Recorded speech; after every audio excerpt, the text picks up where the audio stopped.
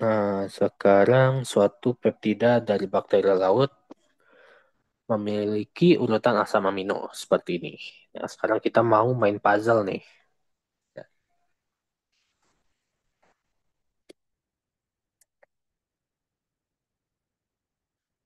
Oke, jumlah asam amino gitu.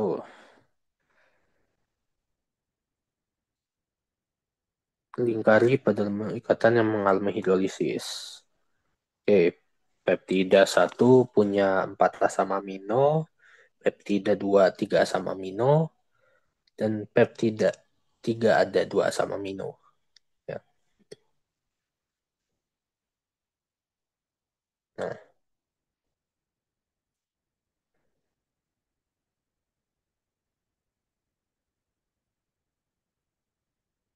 berikut.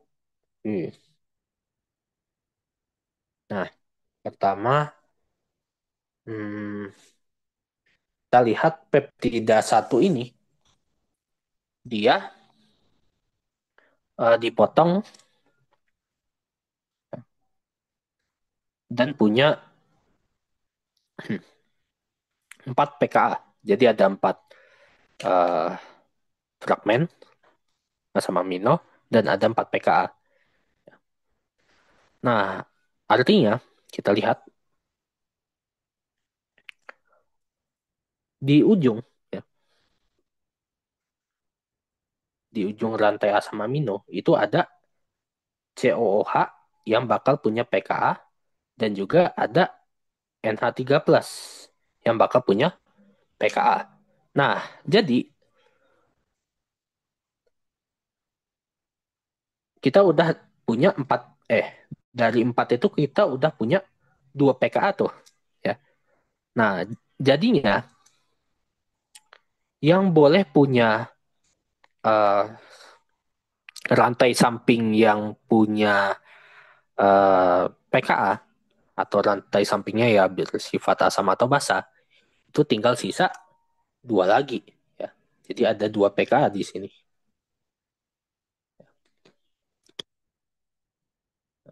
Gitu. Kemana yang ujung COOH dan ujung NH3+ di asam amino fragmen yang di tengah? Ya. Dia nggak bakal jadi asam basa lagi karena kalau terbentuk ikatan peptida, ujung COOH tadi dan ujung NH3 bakal membentuk amida. Ya. Bukan uh, ya secara Brewster Lowry ya memang masih bisa sih sebagai asam atau basa, tapi di pH yang standar nggak bisa ya. Di antara 0 sampai 14 amida itu bukan bahan yang cukup kuat, bukan asam yang cukup kuat ya. Oke, jadi kita anggap aja dia netral. Nah, sekarang cari di mana ya peptida satu ini yang punya 2 fragmen asam amino yang punya gugus samping bersifat asam atau basa gitu. Kita tandain aja mana gugus sampingnya yang punya asam atau basa pakai ini ya warna biru. Wih, Valin ya. Saya udah cukup hafal jadi eh, nggak perlu lihat. Nah, tapi kalau kalian nggak hafal, kalian lihat aja gugus sampingnya. Gugus sampingnya ada ini nggak? N atau oksigen gitu ya. Dan oksigennya itu bentuknya apa? Itu ya. Dalam apa? Contohnya di sini ada oksigen ya.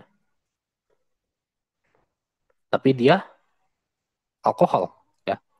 Jadi ujungnya COH. Ini netral ya, relatif. Nah, yang asam itu yang seperti ini ya. Artinya kan ada C, terus O, terus O.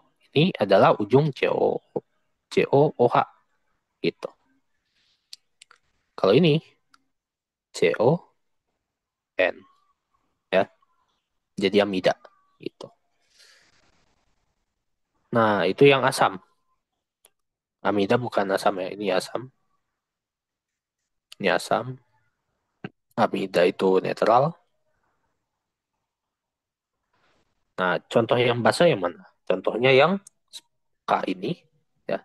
Jadi ujungnya ada CNH2 atau yang R ini ya, gitu. Nah, sekarang kita lihat mana aja. Valin enggak, leusin enggak, R itu mana R? Nah, R itu arginin ada, kita beli. Kemudian F fenilalanin enggak ada. V valin lagi, K itu lisin ya, ada. Kemudian yang E itu asam glutamat. Kemudian glut M itu apa namanya ya? Oh iya, metionin. Ya, V itu valin. Ya. Nah, jadi kita lihat tuh,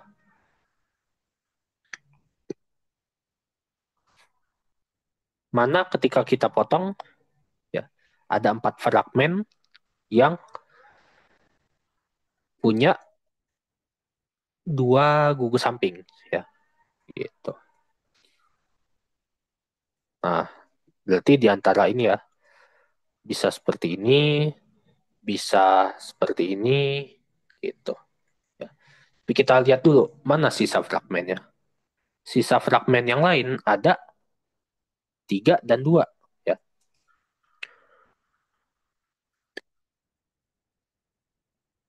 Misal seperti ini.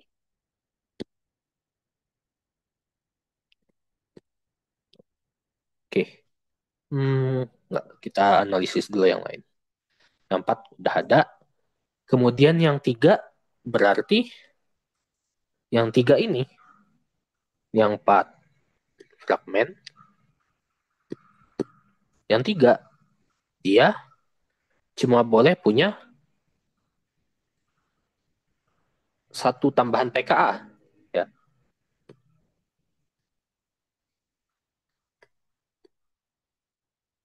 yang 3 fragmen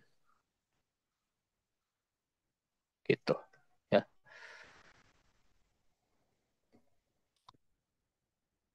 Nah, jadi yang 2 fragmen nggak boleh ada tambahan pKa lagi. Ya, karena dia udah ada yang di ujung kanan dan di ujung kirinya. Begitu. Ya. Jadi, kita lihat paling mudah yang hmm, ini ya. 1, 2, ya, gitu. Oke, ya. Kenapa nggak ini?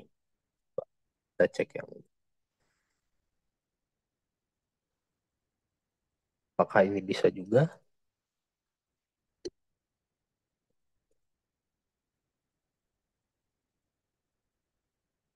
Iya, ini bisa juga. Tapi kita cek apakah ada hmm, syarat lain.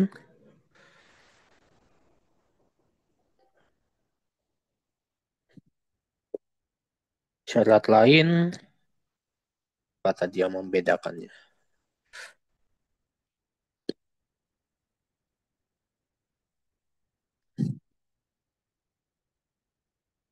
Coba kita cek dulu. Yang kemungkinan pertama ada VLR plus VV plus KEMV. Kemungkinan kedua kita punya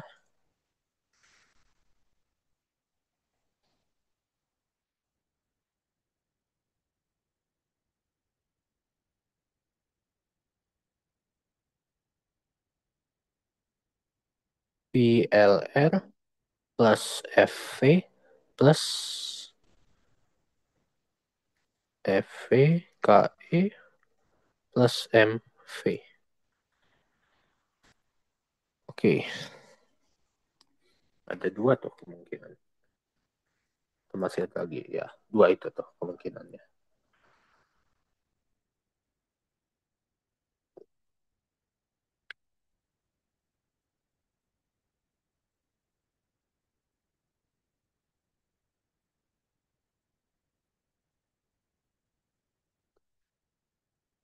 Kita lihat peptida 2.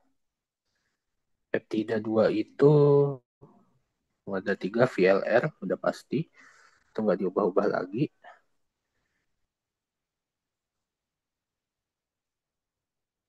Hmm, kan bisa ini juga sebenarnya.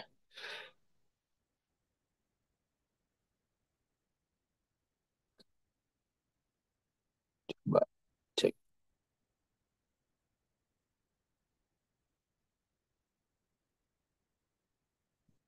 kita cek dulu berbagai kemungkinan. Nah, RFV juga bisa. Kemudian itunya VL. KE, MV selalu ada. Sebenarnya banyak sih ini kemungkinannya.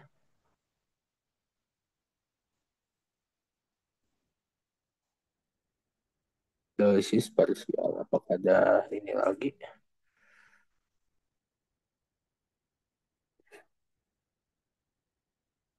Gambarkan struktur molekul peptida 2 pada pH mendekati nol.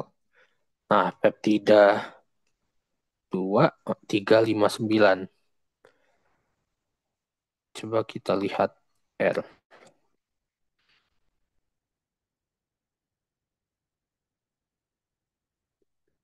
R, R itu tadi enggak. Nah, jadi peptida yang 3 nih. Peptida yang 2 nih penting. Karena PKA yang gugus samping pasti yang ini, yang 5. Karena gugus yang NH3 ini biasanya PKA-nya bakal tinggi. Ya. Karena dia basah banget. Ya. Nah, terus PK2-nya di sekitar 5. Ya. Jadi kita lihat yang R, R itu dia basah. Jadi PKA-nya itu cukup tinggi. Ya. Kemudian yang E mana? Nah, E ini bisa cukup rendah PKA-nya. Ya. Sedangkan K mana? K ini tinggi. Jadi mungkin sekitar di atas 7 lah. R dan K di atas 7, E itu di bawah 7 PK-nya. Ya. Oke, PKA 1 itu biasanya ya si COOH-nya ya, asam karboksilatnya, asam karboksilat rantai utama.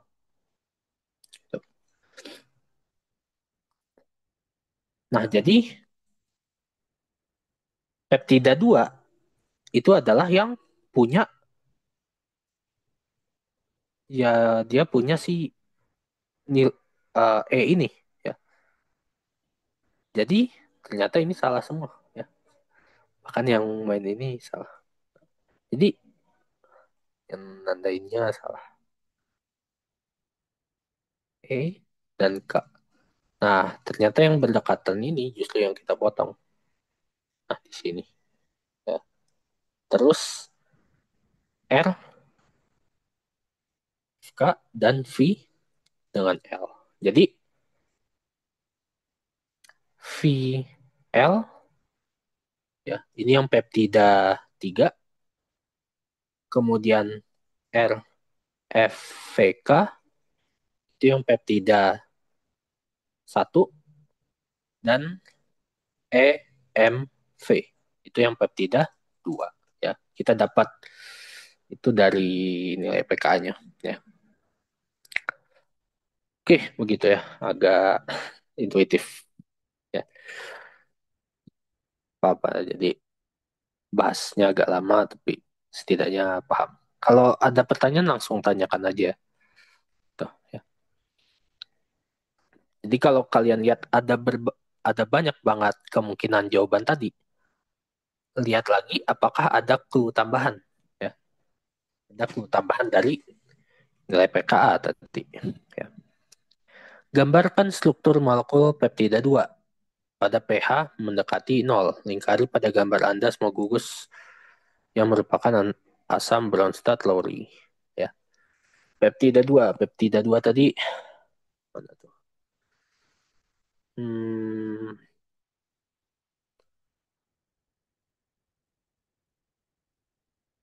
sebentar. Oh iya, benar. Peptida 2 yang EMV. Ya. E, M, dan V.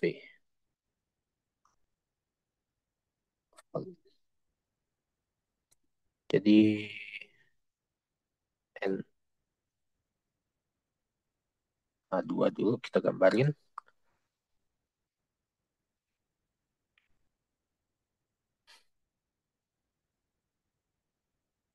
Pertama, ini si eh, glutamat ya. Ya, glutamat.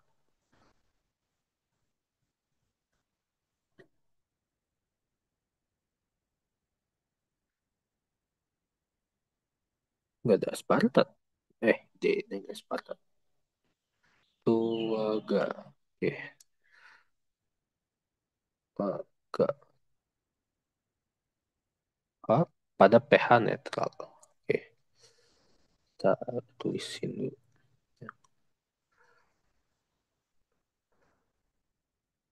Nah, sekarang mana lagi?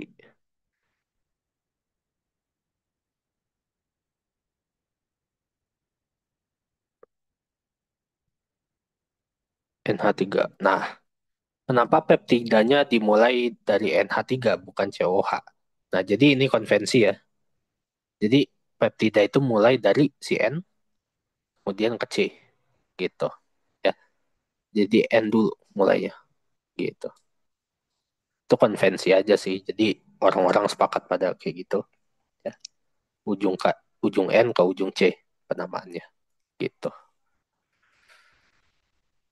Oke, tadi apa? EMV ya. MV, M itu metionin.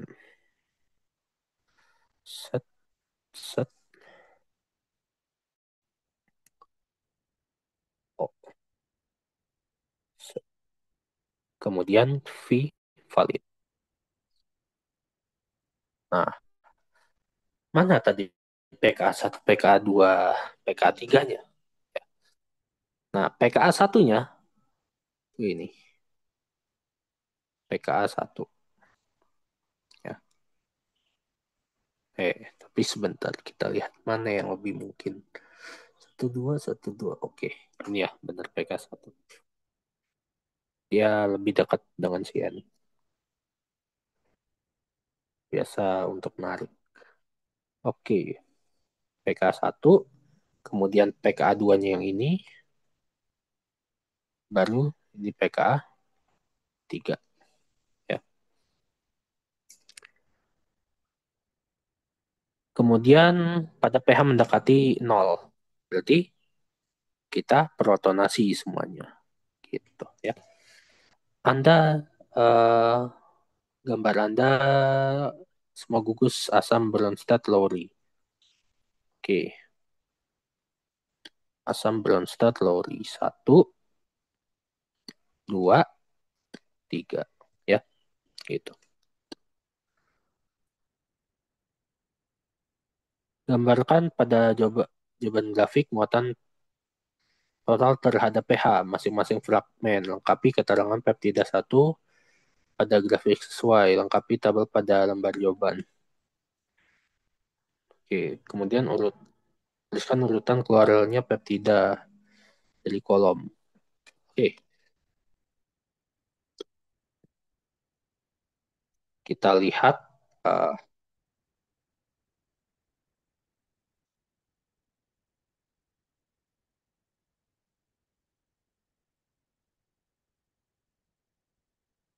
konsentrasi,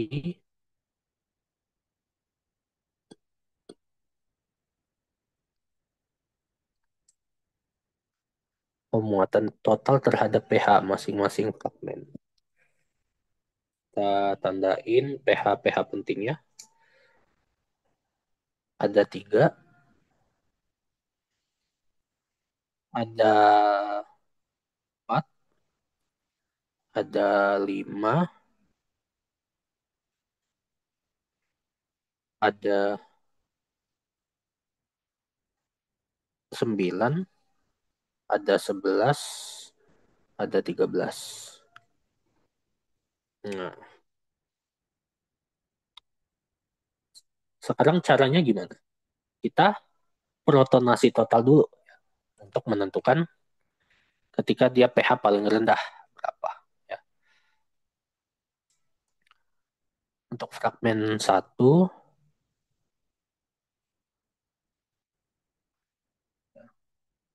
pKa-nya berapa aja? 3, 9, 11, 13. 3, 9, 11, 13. 3, 5, 9. Yang 2, 4, 9. 3, 4, 9. Nah, 3 ini jelas dia ketika paling terprotonasi kelas 1. Ya. Jadi kita tulis di sini. Mula-mula dia ketika pH 0, dia bakal plus 1. Yang fragmen 1, kita lihat